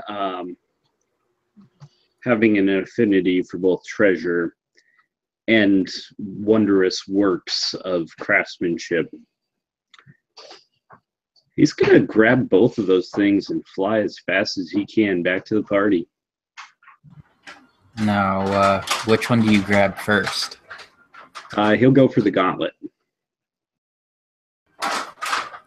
Upon grabbing the gauntlet, you're able to see an eyeball as you lift it up. Like underneath it? Yeah, like underneath it. Like it was resting on an eyeball. Essentially, the gauntlet that you grabbed was on top of a dragon.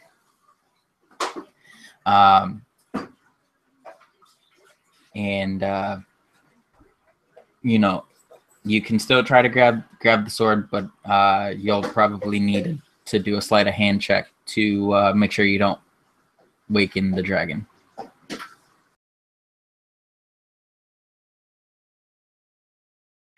Nat 1. Oh, okay. Fun times, fun times. This does look like it's going to end up as a 3-parter, though. You have... You're able to grab the dagger, but as you grab the dagger, the head of this thing that has been under the gold, resting for the last 100 years, begins to rise. And his head comes up rather quickly, so you're going to take 1d10 damage as it rises and whacks you out of the sky. So let's see. You're going to take 4 points of damage.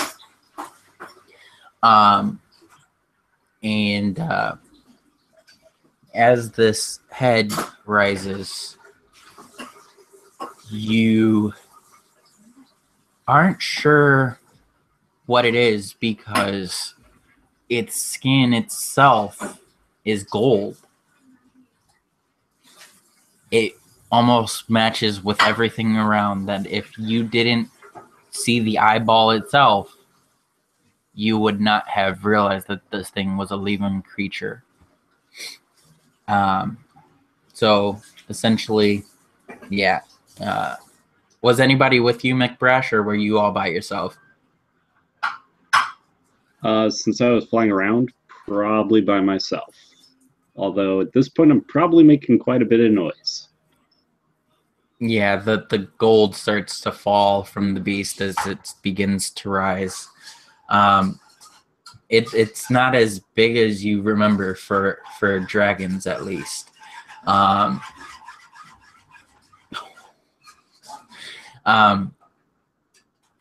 honestly picked this at random, and I'm looking at it, and for a CR10, that this is he got some pretty bad stuff going on.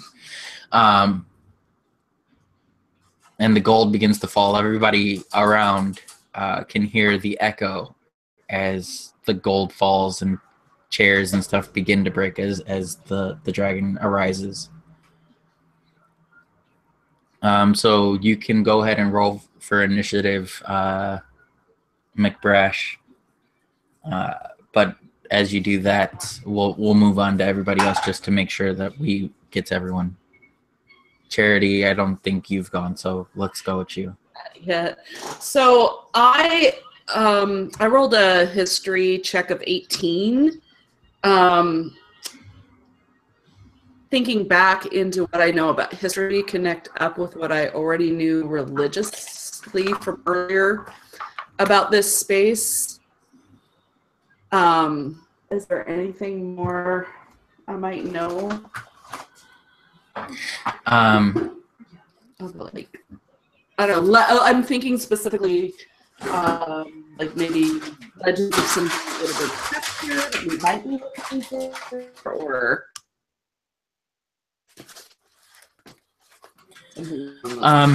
you'd know, you definitely know something. Let me think of something for you to know.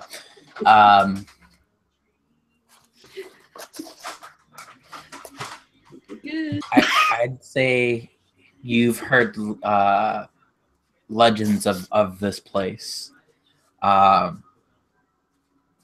You've heard that this that there was a underground dragon's lair that had held the wealth of 10 kingdoms. That the last person to have actually been able to rule over this treasure was the Dragon Lord King. But that's all you can really remember. Wow. Okay. Which realistically, I guess, is a lot of stuff. But and just scoping around, does it look like there's a path anywhere without disrupting the gold and stuff? Since none of that's happened yet. I mean, there are bits and pieces of ground that aren't necessarily covered in gold, or if it is covered in gold, it's not as much as the others. Depending on where you want to walk, no matter what, you're probably going to need to roll a stealth check, but there are bits and pieces everywhere that you can probably try to jump to and from to try to avoid the gold mountains, but realistically at that point it's up to you which path you take. And does it look like there's anywhere we'd be specifically trying to go from here? Can we see anything of any additional significance? Roll me perception. Okay. It's going to be a pretty easy one, but 18. Okay, yeah. You'd be able to see off in the distance, probably 100 yards away, on kind of like a cinder, concrete cinder. I can't think of the word, but pretty much it's up probably about 20, 30 feet. Yeah, like tower, I guess, 20, 30 feet. Everything around it is gold, but at the very top of this, you're able to see a silver dragon's head, which does look out of place considering everything else that's in this room. So pretty much that's the only lead that you're able to really kind of figure out. Andre, I think we should go that way, pointing towards there and trying to pick a path through the piles, between the piles. Andre would follow, just trying to be careful not to knock anything over. All right, two of you can roll me stealth. Jared, you do it with disadvantage because you made the comment about your heavy armor. And Chris, do it with advantage for trying to hop around. Oh, good. I rolled a 6. Oh, thank God for that advantage, because I originally rolled a 3, but then I rolled an 18, which is a 21 for me. Okay, so you'll be able to, hop around. I'd say Jared. Jared. I won't be too mean. However, I'll put it like this. You're able to hop into the first little area of no gold, but you realize that you're making a lot of noise. So I won't do anything too harmful to you this time, but if you do another one and fail, something else might happen.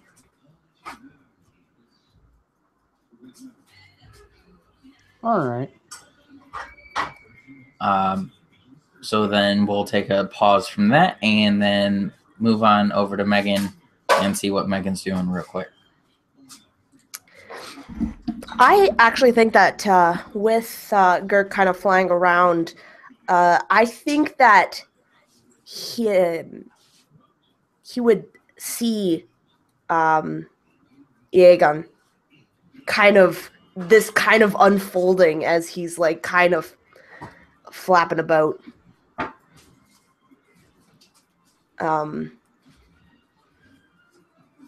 Yeah. All right, so are you just going to see it and fly the hell away, or are you actually going to go help your ally? No, he would actually, I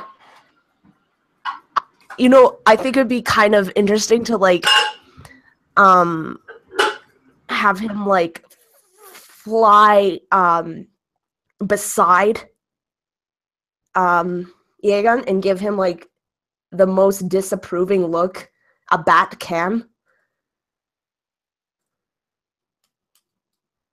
Wait, is this before or after I uncovered the dragon?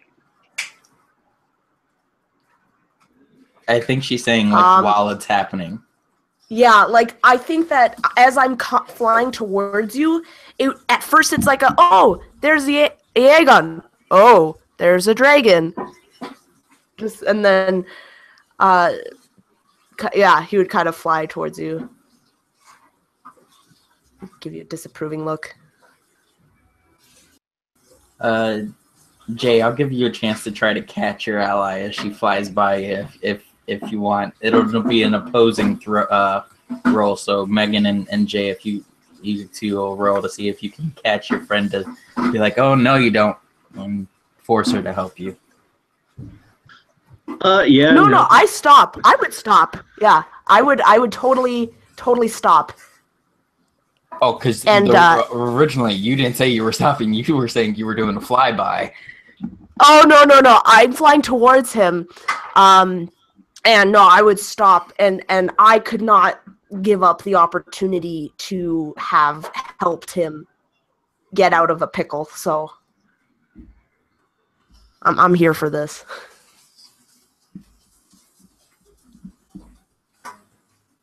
All right, so you're coming out of your bat form? Yeah. I will. Okay. And then roll initiative so that way you can be with him. Okay. Okay.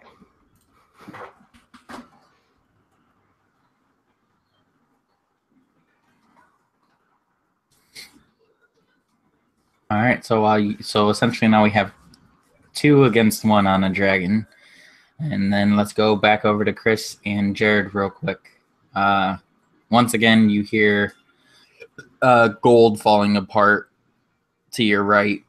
But still, alas, you got the gold or the silver dragon head atop the tower. How much farther off is that tower? You've probably gotten about halfway. Okay, so I went down at the sound of the and then scan around everywhere, hoping to see anything that might be approaching, and then just continue on my way to the pillar. All right. So you get to this pillar. So it stands about 20 feet above, from the floor to the top of it. You can definitely make out the fact that it's a dragon head by now.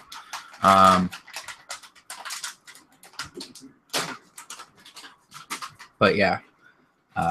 So you're able to. How tall is your character? You said How what? Like 5. How tall? Oh, she's like 5'4", 5'5". Jared, are you still with her? I think I'd still be stuck in the first opening, just standing there realizing that if I try again and misstep, that I'd make a very much loud noise.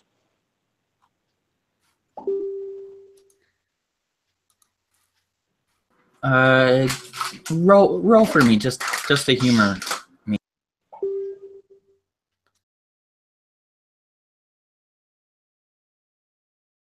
14.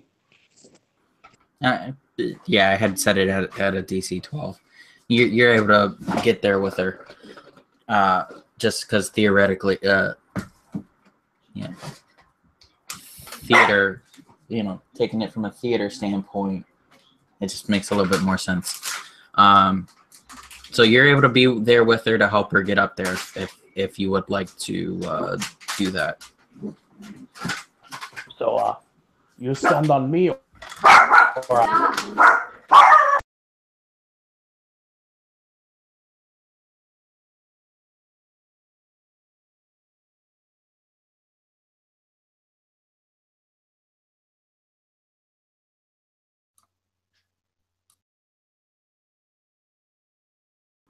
Sorry, go ahead.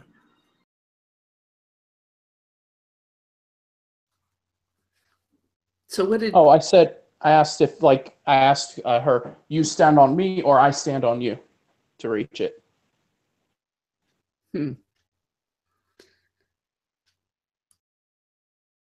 Maybe it's best that you stand on me.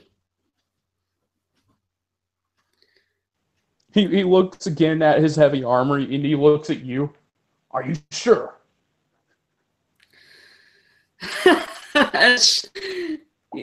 Yes. I'm taller than you are, so you'll get a lot farther than I would on your shoulders. He thinks for a minute and he just nods. How are we going to do this? Like, do I need to roll a acrobatics check or something? Athletics, perhaps? Yeah, go ahead and roll, and you decide which way, and just describe it in whichever way you picked. All right, I think I'm going to go with athletics because I think that's higher than my acrobatics. Yeah, that's 9 points higher than acrobatics. Oh, okay. And that is a 26. I just masterfully climb up you, and you just like lift me up, and I just somehow get a grip on the ledge and climb up there with the dragon head. Awesome. So you're there with the dragon head. Yeah, I'm just gonna be looking it probably right in the eyes. So you're gonna pick it up? Andre would attempt to. Yeah, Andre would attempt to. Okay. And upon lifting the dragon's head, we'll shoot over to our other two real quick. Because at this point, your initiative isn't gonna do you diddly squat.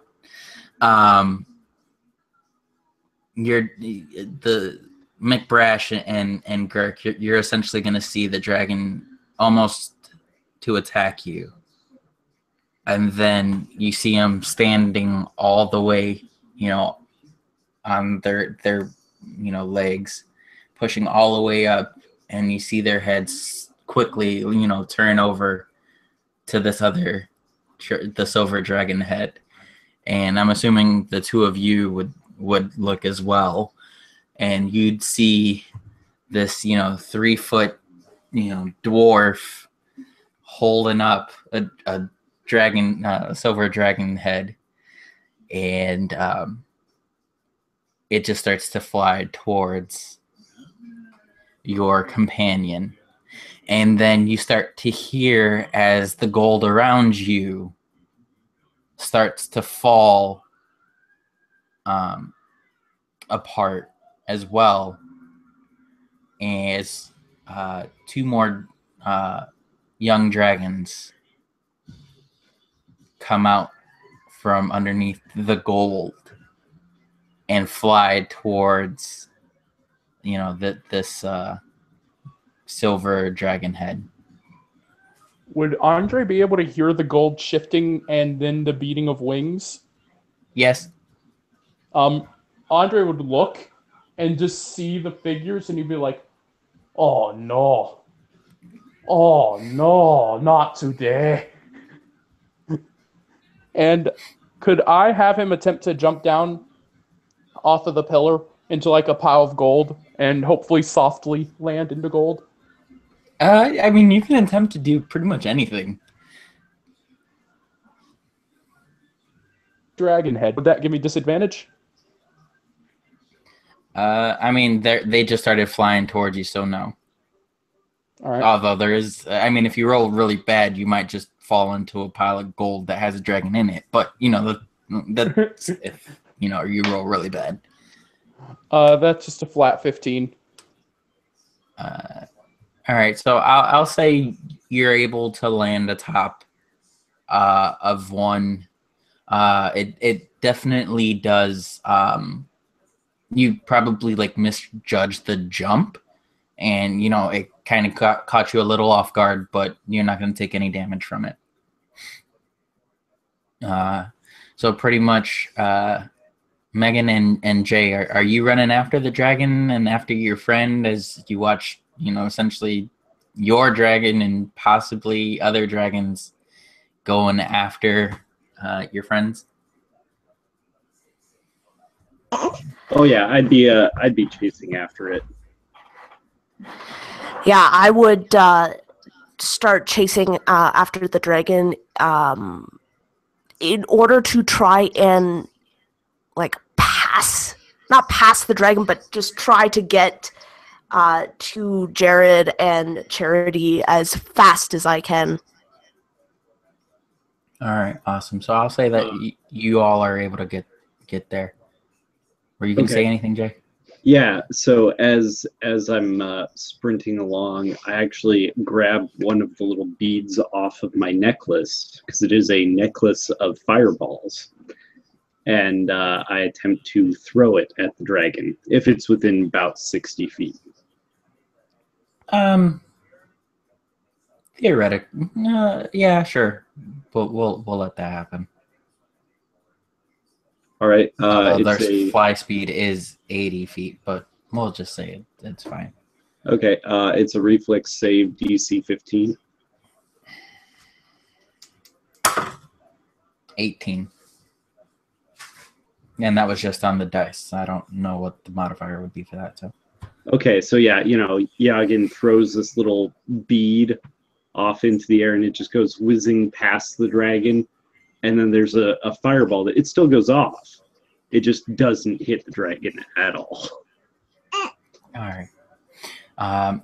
So essentially at this point, we find ourselves with the four of you standing essentially in what you would appear to be the center of the scene. And at 10 o'clock, 2 o'clock, and 6 o'clock, you have dragons on all sides. Now, we can do one of two things at this. We can describe the rest of this theoretically and see if you guys will win that way, or we can push this off to a third parter where you guys face 3 young dragons. I'd like a third part, just because I'd want to see how this guy could fight a dragon. Yeah. It'd be fun to see how I die. How to use this silver dragon head as a shield, maybe keep them from burning me to death. Ooh, Ooh, that sounds really cool. Yeah, all right. So then we are pushing this off to a part 3.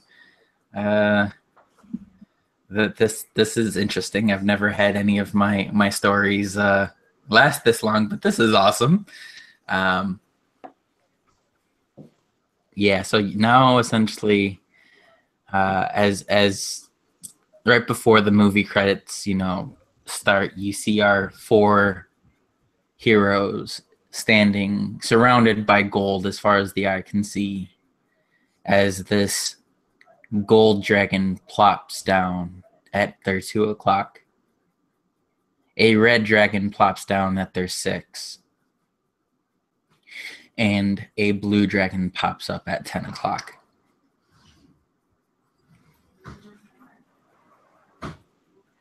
So Andre would just speak up at seeing all three dragons plop down. He's like, "Oh, this is going to be fun, I think." yeah. This is gonna be awesome. And then the credits start to come up as that happens. So we'll call it, because I know you got a game in like 15-20 minutes, Chris. So unless anybody has any outros, I'll end the stream. No? All right, everyone. You have been watching RPG Enlightenment. This has been part 2 of the Dragon's Quest. It was supposed to end today, but it doesn't seem like our heroes have been able to fulfill their mission as of yet, pushing this to a part 3. So until next time, everyone, have a good rest of your nights, and may you always seek enlightenment.